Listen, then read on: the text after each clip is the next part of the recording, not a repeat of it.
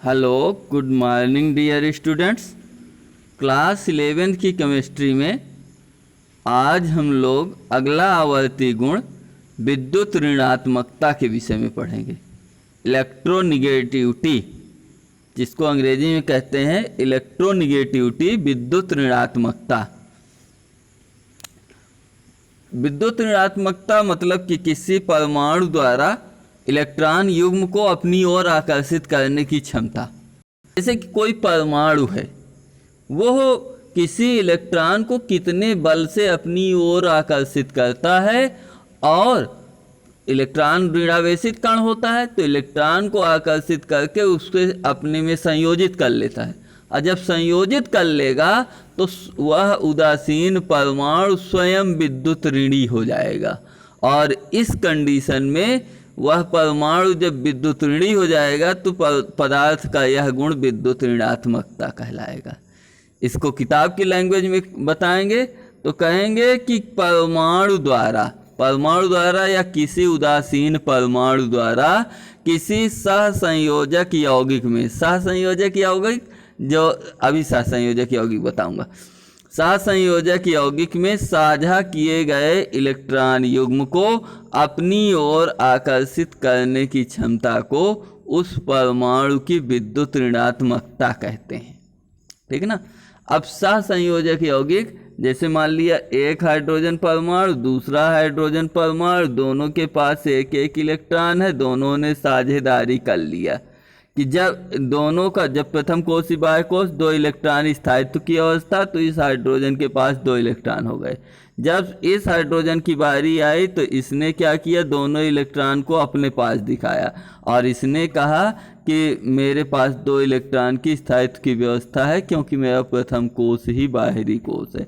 तो इस प्रकार बना H2 अणु आपका सहसंयोजक यौगिक कहलाएगा। तो सहसंयोजक यौगिक में ये जो 2 इलेक्ट्रॉन है, ये साझे का इलेक्ट्रॉन है, इसमें जो परमाणु इस साझे के इलेक्ट्रॉन को अधिक प्रबलता से अपनी ओर आकर्षित करता है वो अधिक विद्युत ऋणी कहा जाता है।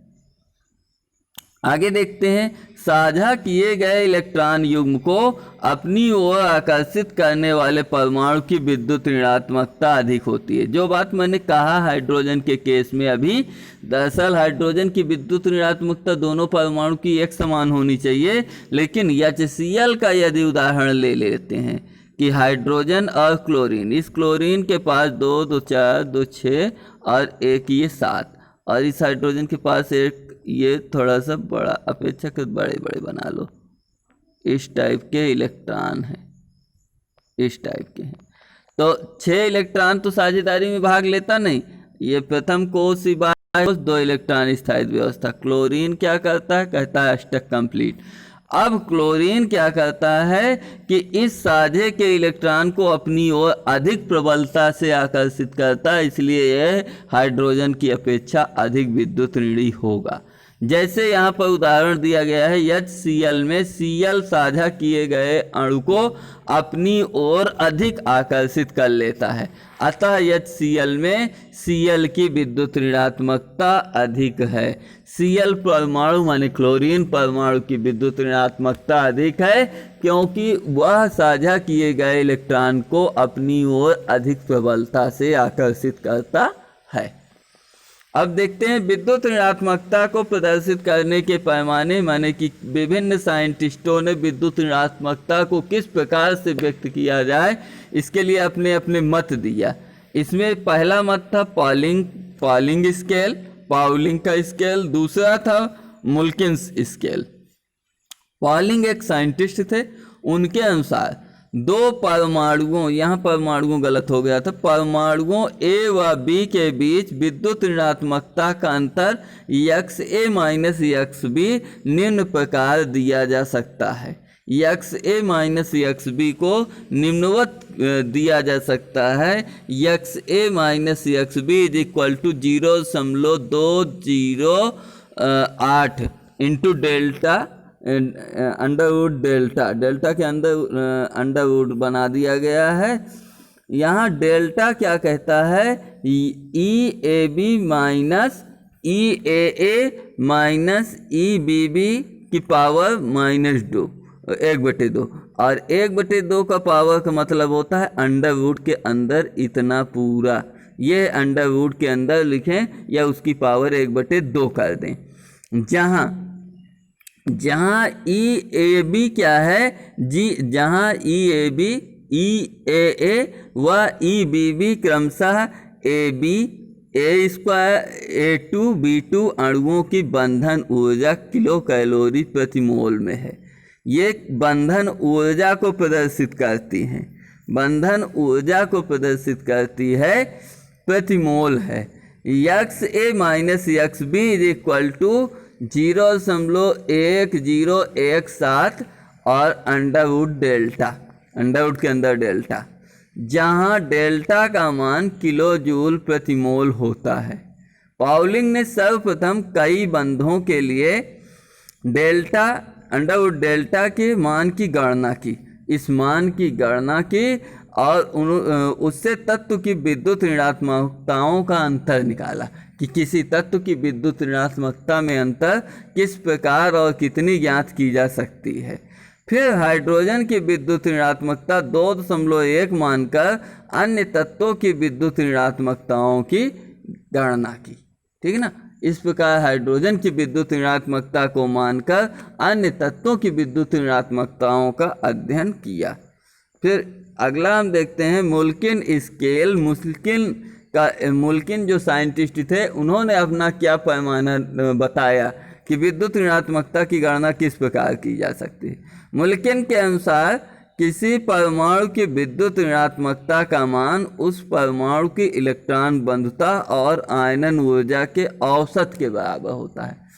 मुल्किन ने कहा कि उसकी जो इलेक्ट्रॉन बंधुता होती है और उसकी जो आयनन ऊर्जा होती है, दोनों को जोड़कर उसका औसत निकाल लें, बटे 2 कर दें, तो उसी के बराबर उसके क्या होती है, विद्युत ऋणात्मकता। अर्थात विद्युत ऋणात्मकता बराबर IE + EA/2। क्योंकि मुल्किन स्केल पर विद्युत ऋणात्मकता पॉलिंग स्केल के मान से 2.8 अधिक होती है, अतः यहाँ पर XM इज इक्वल टू 2.8 गुणे XP अथवा विद्युत ऋणात्मकता XM is equal to IE + EA, IE minus मतलब ionization energy plus EA electron affinity upon 5.6 से डिवाइड कर दिया गया, विद्युत ऋणात्मकता हमारी आ गई। जहाँ XP तथा XM क्रमशः पॉलिंग तथा मुल्किन स्केल की विद्युत ऋणात्मकताएं हैं। इस प्रकार पॉलिंग एवं मुल्किन स्केल की विद्युत ऋणात्मकताओं से संबंधित टर्म्स को हम लोगों ने यहाँ पर अध्ययन किया।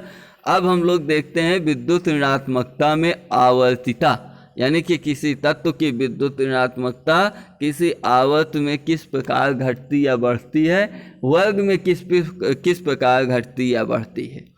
आवर्तिता का अध्ययन करेंगे। पहले हम देखते हैं आवर्त में। किसी आवर्त में बाएं से दाएं जाने पर तत्वों की विद्युत ऋणात्मकता बढ़ती है क्योंकि परमाणु त्रिज्या घटती है।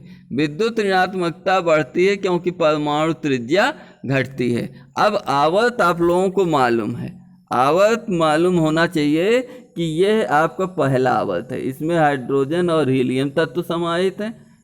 इस दूसरा आवर्त lithium, beryllium, boron, carbon, nitrogen, oxygen, fluorine, neon. इसी प्रकार ये तीसरा आवर्त सोडियम, मैग्नीशियम ये तत्व समाहित है। यदि इन तत्वों में हम बाएं से किसी आवर्त में बाएं से दाएं की ओर चलते हैं तो क्या पाते हैं कि विद्युत ऋणात्मकता का मान बढ़ता जाता है, विद्युत ऋणात्मकता का मान बढ़ता जाता है क्योंकि परमाणु त्रिज्या इनकी घटती जाती है। ठीक है ना, तो आवर्त आप लोगों ने समझा। फिर इसके बाद देखते हैं सेकंड, किसी वर्ग में ऊपर से नीचे, वर्ग आप लोग समझ रहे हैं, अभी फिर से आवर्त सारणी में दिखा दूंगा। किसी वर्ग में ऊपर से नीचे की ओर जाने पर तत्वों की विद्युत ऋणात्मकता घटती है क्योंकि परमाणु त्रिज्याएं उनकी बढ़ती जाती हैं। अब अगला एक प्रश्न इससे संबंधित देख लेते हैं जो परीक्षा के दृष्टिकोण से महत्वपूर्ण होगा।